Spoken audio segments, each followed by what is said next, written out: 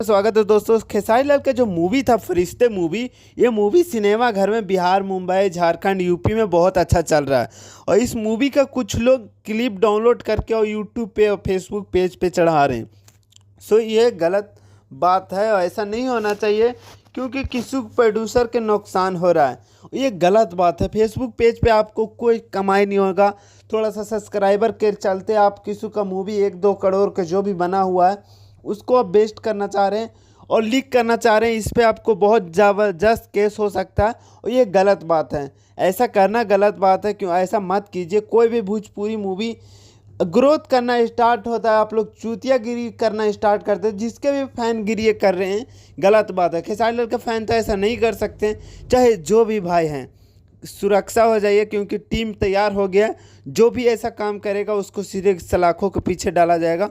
उस पे अमाउंट बहुत ज़बरदस्त लगेगा। जो भी गलत काम कर रहे हैं, प्लीज़ रिक्वेस्ट है वो सुधर जाइए और ऐसा काम मत कीजिए।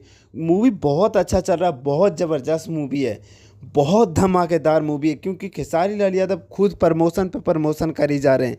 सो मैं ज़्यादा नहीं कुछ बोलता हूँ। जो भी ये काम कर रहे हैं ऐसा काम मत कीजिए। ज़्यादा कुछ नहीं बोलता हूँ। ओके बाय, मिलता हूँ नेक्स्ट अपडेट में।